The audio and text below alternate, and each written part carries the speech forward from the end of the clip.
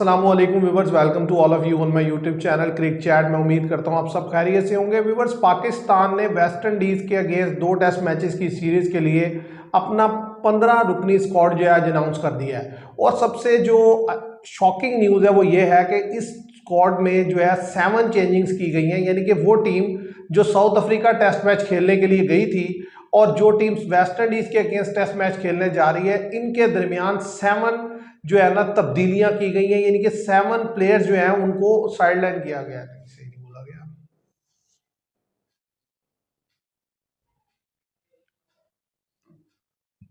अस्सलाम वालेकुम viewers, welcome to all of you on my YouTube channel Cric Chat. मैं उम्मीद करता हूं आप सब खैरियत से होंगे। व्यूवर्स, आज की वीडियो में हम बात करेंगे कि पाकिस्तान ने वेस्ट इंडीज़ के अगेंस्ट 2 टेस्ट मैचेस की सीरीज के लिए 15 रुकनी स्क्वाड का आज अनाउंस कर दिया है। और जो हैरानगी की बात है वो ये है कि पाकिस्तान ने 7 चेंजिंग्स की हैं स्क्वाड में, यानी कि जो स्क्वाड गया था साउथ अफ्रीका टेस्ट मैच खेलने के लिए उसमें से 7 ऐसे लड़के हैं जो इस स्क्वाड में शामिल नहीं है। तो एक एक करके आपके सामने पूरी जो 15 रुकनी लड़के जो सिलेक्ट हुए हैं इस स्क्वाड में वो रखेंगे, फिर उसके ऊपर अपना एक इन डेप्थ एनालिसिस भी देंगे कि ये आखिर क्या वजह बनी कि इतनी मेजर चेंजिंग्स क्यों की गई। क्योंकि देखिए 2-3 चेंजिंग्स तो ऑलमोस्ट हो जाती हैं, क्योंकि कंडीशन वेरी कर रही होती है तो आप 2-3 चेंजिंग्स तो करते ही करते हैं, लेकिन इतनी ज़्यादा चेंजिंग्स के 7 प्लेयर्स जो वहां पर अवेलेबल थे वो अब वेस्ट इंडीज़ के अगेंस्ट जो है टीम का हिस्सा नहीं होंगे। तो मेरे साथ है हमजा, मैं उनसे जानता हूं। आप सबसे पहले ये बताएं कि वो कौन से 7 प्लेयर हैं जिनको जो है वो टीम से साइडलाइन किया गया है और जिनकी जगह जो है वो रिप्लेसमेंट तो आई। आपने पूछा कि 7 चेंजेस की गई हैं, नो डाउट कि उसमें जो सबसे पहले हमारे प्रीमियर बैटर उनके साथ इंजरी हो गई, उनको सैम अयूब एंकल इंजरी हो गई जिसकी वजह से 6 वीक के लिए क्रिकेट से आउट हो गए। उसके बाद जो हमारे आउट ऑफ फॉर्म प्लेयर हैं जिन पे हम बार बार क्रिटिसिज्म कर चुके हैं, वो उसमें जो नाम है वो अब्दुल्ला शफीक है कि वो काफ़ी अर्से से तीनों फॉर्मेट खेल रहे हैं पर कभी रन करते हैं और जब आउट ऑफ फॉर्म होते हैं तो लगातार मैचेस में जो है ना बिल्कुल ही जो है ना टीम को स्टार्ट ही नहीं देके जाते और टीम का मोरल जो है बिल्कुल डाउन कर देते हैं। तो ये एक अच्छी चेंजिंग की गई है और कि अब्दुल्ला शफीक को जो है बाहर बिठाया गया है। उसके बाद खासतौर पे हमारे प्रीमियम बॉलर की अगर हम बात कर लें उसमें नसीम शाह हैं। ठीक है कि वो आउट ऑफ कलर नजर आए, आउट ऑफ फॉर्म नजर आए। साउथ अफ्रीका टूर पे ऐसी बॉलिंग फ्रेंडली पिचेस पे जो है वो अपना कोई खातिर हुआ अपने आप को मनवा नहीं सके। उसके बाद मीर हमजा, हम बार बार बात कर रहे हैं कि पहला दूसरा स्पेल वो बेहतर करते हैं। उसके बाद जो है वो एक तो स्पीड है ही उनकी 125 kph की, और जब सेकंड स्पेल में आते हैं तो वो 120 की रह जाती है। तो ये हमारे वो 2 बॉलर हैं। उसके बाद मोहम्मद अब्बास है। मोहम्मद अब्बास को आप देख लें कि आप कह रहे हैं जी वर्कलोड मैनेजमेंट की वजह से आपने उनको बाहर बिठाया है। उनके पास कौन सा वर्कलोड मैनेजमेंट आ गया? आपने इतने अरसे बाद उनको टीम में शामिल किया है, आप उनको खिलाएं पाकिस्तान में भी, इन पिचेस पे भी खिलाएं। आपने उनको फिर साइडलाइन कर दिया। इसके बाद तो आपको टेस्ट सीरीज जो है काफ़ी अरसे बाद मिलेगी, मिसाल के तौर पर काफ़ी अर्सा गया। उसके बाद चैंपियन ट्रॉफी आ जाएगी। चैंपियन ट्रॉफी ओडीआई वो खेलते नहीं, T20 वो खेलते नहीं, वो तो टेस्ट में ही खेलते हैं। उसके बाद टेस्ट जो आएंगे ये जून, जब WTC का फाइनल हो जाएगा 2025 की साइकिल का, उसके बाद जो है फिर टीम से टूर करेंगी और फिर साइकिल नया साइकिल शुरू होगा। तो आप देखें कि एक बॉलर को आप खिलाएं, इधर क्यों नहीं खिला रहे? किस बात का वर्कलोड मैंने उन्होंने देखे ना डिलीवर करके दिया आपको कि 6 विकेट निकाले। ठीक है, फिर आपका कोई बॉलर खातिर हुआ बॉल नहीं कर सका तो उसमें मोहम्मद अब्बास का क्या कसूर है? ठीक है कि उनकी स्पीड भी जो है 125 की है कि वो ऐसी पिचों पे कोई किसी टीम को तंग नहीं कर सकते, पर यह है कि उनको समझाएंगे यार वो अपनी थोड़ी स्पीड बेहतर करें अगर कर सकते हैं तो। ठीक है, वो स्विंगी पिचेस पे खेलते हैं, इंग्लैंड में वो लीग खेलते हैं, साउथ अफ्रीका में उन्होंने बॉल बेहतर की, ऑस्ट्रेलिया जब गए थे उधर बॉल बेहतर की। तो मोहम्मद अब्बास को रेस्ट नहीं देना बनता था, क्योंकि आपने अभी जब इतने अरसे बाद उनको टीम में डाला है तो किस बुनियाद पर डाला है? फिर आप उनको जल्दी जो भी रिसेंट 2 टेस्ट मैचेस की सीरीज आ रही है वेस्ट इंडीज के, उसमें आप उनको बाहर बिठा रहे हैं कि ये क्या गई जी वर्कलोड मैनेजमेंट है। तो उसके बाद आमिर जमाल है। अब आमिर जमाल की अगर हम बात कर लें तो वो उनको डाला इन्होंने 2 टेस्टों में और उनकी प्लेइंग 11 में कोई जगह नहीं, ना उन्होंने बैट से डिलीवर करके दिया ना बॉल से। एक तो हमारे जो कप्तान है शान मसूद, आप देख लेंगे वो जो है उनसे सोच ही नहीं रहे थे कि इनसे आवर करवाए जाए। तो जब आपने एक चौथे फास्ट बॉलर की वजह से उनको डाला है कि बॉलर में हमें मदद मिलेगी, पिचेज में जान है, पेसर फ्रेंडली पिचेज हैं, तो उसमें आप उनसे आवर ही नहीं करवा रहे हैं। एक मैच में आप 14 ओवर करवा रहे हैं और एक में जस्ट 10 ओवर करवा रहे हैं, और वो 1-2 विकेट ले सके। फिर या तो आप उनकी जगह कोई प्रीमियर बैटर डाल लें या नुमान अली को डालते हैं, खासतौर पर कैप्टन टेस्ट में, सेकंड टेस्ट मैच में जहाँ पे महाराज ने विकेट निकाली और स्पिनर के लिए कुछ ना कुछ विकेट में था, तो आपने वो आमिर जमाल को प्रेफर कर लिया, तो उनको भी साइडलाइन किया गया। और एक जो है वीवर्स वो है हसीबुल्ला के, वो इंजरी का शिकार हुए। No doubt South Africa tour पे वो साथ थे सेकंड विकेट कीपर के तौर पर अब उनकी न्यूज़ आ रही है कि वो भी इंजर्ड है, जिसकी वजह से जो है उनकी जगह भी किसी और को शामिल किया गया। तो ये 7 चेंजेस थी जो मैंने आपके सामने। असल में मसला ये है कि देखे ना, आप मीर हमजा का मेरा ख्याल आपने जिक्र कर दिया कि मीर हमजा भी जो है उनको भी साइड पे किया गया। बात यह है कि आपने जो जिस तरीके से सही पॉइंट आउट किया अब्बास का कि भाई मोहम्मद अब्बास को जब आप टीम से निकालते हैं और उसकी रीज़न अगर आपके जहन में ये है कि वर्कलोड मैनेजमेंट, तो मेरी समझ में नहीं आता, क्योंकि 3-4 मेरे ख्याल शायद उससे भी ज़्यादा साल हो गए उस लड़के ने पाकिस्तान के लिए खेला। उसके बाद आप उसे एकदम लेकर आते हैं साउथ अफ्रीका टूर के लिए, वो 2 टेस्ट मैच खेलता है और फिर आप उसको साइडलाइन कर देते हैं। अगर तो आप ये सोच रहे हैं कि खाली आपने पाकिस्तान में टेस्ट मैच खेलने हैं और जीतने हैं और बाकी सारे टेस्ट मैचेस हारने हैं, फिर आपकी स्ट्रैटेजी ठीक है कि देखें ना, आपने अब जो स्क्वाड में जो 7 चेंजिंग्स बताई हैं, तो मैं पहले आपसे चाहूंगा कि आप ये बता दें कि इन 7 प्लेयर्स की जगह जो प्लेयर्स टीम में ऐड हुए हैं उसके पीछे रीजन क्या है। ज़ाहिर है वो भी सामने आ जाएगी, फिर फर्दर उसके ऊपर डिस्कशन कर सकेंगे, क्योंकि अभी जो ये प्लेयर्स बिठाए गए हैं, ज़ाहिर है इनमें जो नसीम शाह है फास्ट बॉलर है, मोहम्मद अब्बास है फास्ट बॉलर है, मीर हमजा है फास्ट बॉलर है, अब्दुल्ला शफीक नो डाउट कि वो परफॉर्म ही नहीं करके दे रहे थे, साइम अयूब और हसीबुल्ला का सीधी सी बात है वो तो पता है कि वो इंजर्ड हो गए, इसलिए उनकी जगह जो है रिप्लेसमेंट आई नो है। डाउट। अदरवाइज जो है जो जो फास्ट बॉलर आपने निकाले हैं उसके पीछे तो सीधी सीधी जो रीजन है वो एक ही है कि आप एक दफा फिर जो है उस मोड में जाने लगे हैं कि जिसमें आप स्पिनर्स के डोमिनेट करना चाह रहे हैं, और इसीलिए जाहिर है आपने स्पिनर ऐड भी किए होंगे। तो आप शेयर कर दें कि पहले जो 15 रुकनी स्क्वाड पाकिस्तान ने अनाउंस किया है। नो डाउट उसमें शान मसूद को फिर कैप्टनसी दी गई है और उसके साथ जो है उनके साउथ शकील वाइस कैप्टन होंगे। और ओपनिंग पे जो आएंगे मामूला काफी से बाद जो है उन्होंने टीम को ज्वाइन किया टेस्ट टीम में। हम बार बार कहते रहे कि इनको आने वाले ओडीआईज में भी होना चाहिए और टेस्ट में भी, उनके बड़े बेहतरीन बल्लेबाज हैं और विकेट पे स्टे भी करते हैं और बेहतरीन खेलते हैं। मोहम्मद हुरैरा जो लास्ट टाइम इंग्लैंड सीरीज में पाकिस्तान स्क्वाड में शामिल थे, एक टेस्ट मैच खेले भी थे, तो उसके बाद इनको साइडलाइन कर दिया गया। अब उनका भी चांस है कि वो बेहतर परफॉर्म करें, खासतौर पे अब्दुल्ला शफीक की पोजीशन संभालें। अगर रन करते हैं तो अब्दुल्ला शफीक जो है टीम से परमानेंट आउट हो सकते हैं।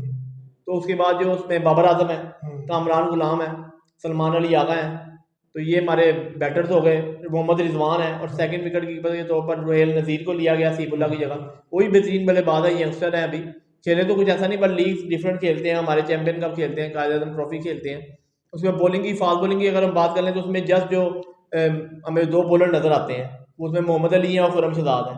काशिफ अली को भी बतौर बैटर के तौर पर लिया गया है और आप देख लें उसके बाद स्पिनर की हम बात कर लें तो उसमें इब्रार अहमद को लिया गया है, साजिद खान है, नुमान अली हैं, कि स्पिन डिपार्टमेंट को स्ट्रॉन्ग किया गया है क्योंकि आप इनका यही देन है कि हम फिर स्पिन फ्रेंडली पिचेस बनाएंगे और वेस्ट इंडीज को भी जो है हम डिफीट देंगे। तो अब इस डिफीट का कोई खातिर ख्वाह नहीं है, इसमें आप लड़कों को चांस देते हैं, खासतौर पर बॉलर विकेट ऐसी बनाते हैं जिसमें फास्ट बॉलर के लिए कुछ होता कि हमारे फास्ट बॉलर डिलीवर करके देते हैं कि नहीं। अब आप देखें ना, आपने मोहम्मद अली को फिर एक सीरीज के बाद फिर ज्वाइन करवा लिया, स्काउट 15 मेंबर स्काउट में शामिल कर लिया, किस बुनियाद पे कर लिया उस बॉलर से, तो 10 आउट ही हो पा रहा था। असल मसला ये है ना कि हमें ये नहीं आज तक समझ लगती कि जब ये लड़के को सिलेक्ट करते हैं तो किन बेसिस पे करते हैं और जब निकालते हैं तो किन बेसिस पे निकालते हैं। आप देखें आपने 2 फास्ट बॉलर रखे हैं और मुझे ज़्यादातर चांस ये लगता है कि पाकिस्तान अगर उस तरह की स्पिन ट्रैक बनाएगा जिस तरीके से इंग्लैंड के अगेंस्ट बनाया तो फिर एक ही फास्ट लेके जाएंगे कि ज़्यादा से ज़्यादा खुरम शहजाद होंगे और उसके अलावा 3 जो है ये स्पिनर खिला देंगे।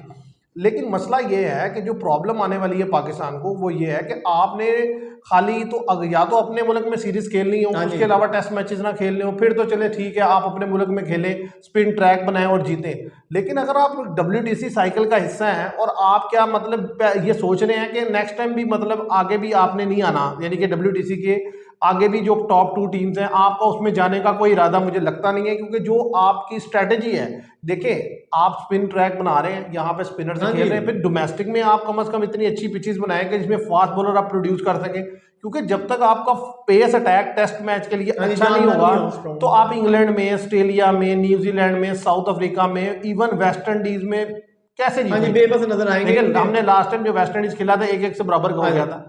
तो आपको अगर इन टीम्स को हराना है तो ज़रा आपके पास एक अच्छा पेस अटैक होगा, वो तो आपको ज़रा स्पिनर फ्रेंडली विकेट नहीं देंगे। ये तो आप अपने मुल्क में चले बना सकते हैं, आप 3 स्पिनर खिला के दूसरी टीम को गिरा लेंगे।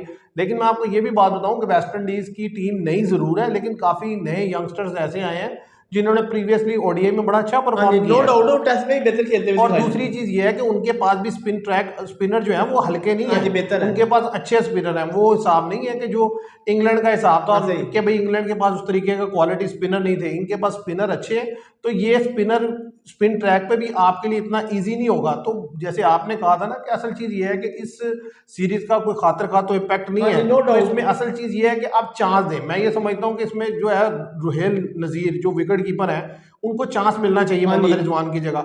इसी तरीके से टॉप ऑफ द ऑर्डर जो है उनको जो है मोहम्मद हुरैरा को चांस मिलना चाहिए, क्योंकि बात यह है कि अगर आपने इन सीरीज में भी अपने लड़कों को नहीं आजमाना, नहीं मौका देना, तो फिर आप कब देंगे? फिर कब देंगे? फिर तो आपको मैंने बता दिया पहले शुरू में वीडियो में स्टार्ट में कि फिर हमारे जो टेस्ट मैचेज है वो जून के बाद ही हम आएंगे।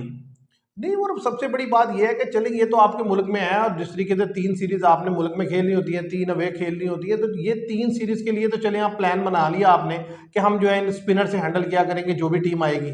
लेकिन जब आप बाहर जाएंगे तो फिर आप कैसे जीतेंगे, कैसे खेलेंगे? हाँ जी, वो क्योंकि तो अगर आपने WTC साइकिल में, अब ये तो खत्म हो गया, हाँ जी, आइंदा आने वाले साइकिल में अगर आपने ऊपर आना है, टॉप 4 टीम्स में आना है या टॉप 2 टीम्स में आना है, तो आपको हर जगह बेहतर हाँ परफॉर्म जी, करना होगा। आप देखिए साउथ अफ्रीका, जब ये साइकिल स्टार्ट हुआ था तो मेरा ख्याल है सबसे हल्की टेस्ट की टीम जो नो नजर आ डाउट रही थी वो साउथ साउथ अफ्रीका अफ्रीका थी। से। उन्होंने अपने मेजर प्लेयर जो है बिठाए, जो नहीं विलिंग थे टेस्ट मैच खेलने के लिए, उन्होंने यंगस्टर्स को चांस दिया, एक अच्छा कॉम्बिनेशन डेवलप किया। आप देखिए न्यूजीलैंड में वो गए, हल्की टीम के साथ गए, 1-1 से सीरीज बराबर की। उसके बाद से आप देखें वो जल्दी करके सीरीज हार ही नहीं हाँ रहे, जी, वो जहां भी जा रहे हैं वो मोस्टली सीरीज जीत रहे हैं, और अपने मुल्क में तो वो बिल्कुल ही किसी हाँ को जी, नहीं वो हिलने दिया किसी उन्होंने। को नहीं हिलने देते और यार। वो क्या क्वालिटी है आप देखें, पेस अटैक भी हाँ जी, जानदार है, और बैटर भी, इवन के जहां स्पिनर की जरूरत है वहां पे स्पिन अटैक भी आप हल्का नहीं कह सकते, उनका भाई महाराज जबरदस्त नो गेम करते डाउट। हैं। ठीक है, इसके अलावा वो एक आधा स्पिनर और खिला लेते हैं। तो वो टेस्ट में यानी कि जहां स्पिन ट्रैक होता है वहां स्पिन से फंसा रहे हैं दूसरी टीम्स को, जहां फास्ट ट्रैक हाँ है जी, उसके फास्ट वहाँ बॉलर डिलीवर नो करके डाउट। देने। अब हमारे लिए जो इस स्क्वाड में जो चीज है कि भाई आपने अनाउंस किया, ठीक है, नो डाउट भाई लड़कों को चांस दे रहे हैं, लेकिन बैटिंग साइड पर चांस मिल रहा हाँ है, जी, और बॉलिंग साइड में आप जिनको चांस दे रहे हैं जैसे मोहम्मद अली, उसको देखा ही है हाँ आपने जी, कि प्रीवियसली उसने किस तरह की बॉल की है। चले आपने फिर चांस दिया, लेकिन मसला ये है कि बॉलर अगर इसको ही चांस देना था तो भाई फिर इसको बेचारे को चांस देना था साउथ अफ्रीका साउथ में, अफ्रीका में क्यों कि पता मतलब चल, पता तो चलता विकेट के हिसाब से। अब ये तो विकेट्स होती है फिर सीधी वही बात सीधी आ गई। ढक्का विकेट होंगी, वो उस पर वो क्या गेंद करेगा? ऐसे ही है, तो फिर वो वाले तो बस स्ट्रगल करते हुए नजर आएंगे हमें।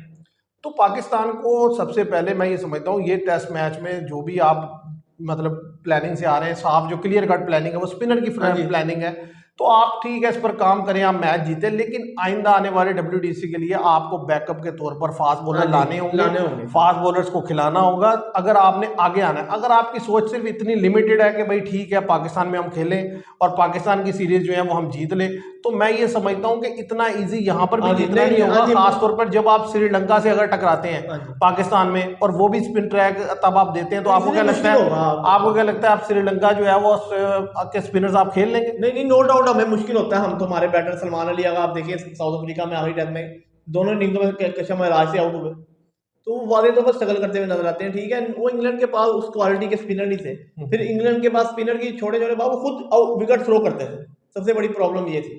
हम्म। तो अगर वेस्ट इंडीज बैटर भी यही विकेट थ्रो खुद करेंगे तो नो डाउट पाकिस्तान जो है वो कम बैक कर लेगा। तो व्यूअर्स ये तो पाकिस्तान ने अनाउंस कर दिया अपना 15 मेंबर स्क्वाड जो वेस्ट इंडीज के लिए, और ज़ाहिर कंडीशन के लिहाज से देखा जाए तो एक बेहतर स्क्वाड है, क्योंकि ज़ाहिर है यहाँ पर जिस तरीके का उनका माइंड सेट है, जो जेन में चीज़ें हैं वो तो यही है कि स्पिन ट्रैक बनाएंगे। लेकिन मैं इसको थोड़ा सा इसलिए क्यूरियोसिटी से बड़ा इंटरेस्ट से देखूंगा कि वो जो वेस्ट इंडीज़ है उनके पास भी अच्छे स्पिनर्स हैं, तो अगर पाकिस्तान स्पिनर फ्रेंडली ट्रैक बनाता है तो फिर देखना ये होगा कि पाकिस्तानी बैटर जो है वो अगेंस्ट वेस्ट इंडीजन स्पिनर जो है वो कैसा परफॉर्म करते हैं।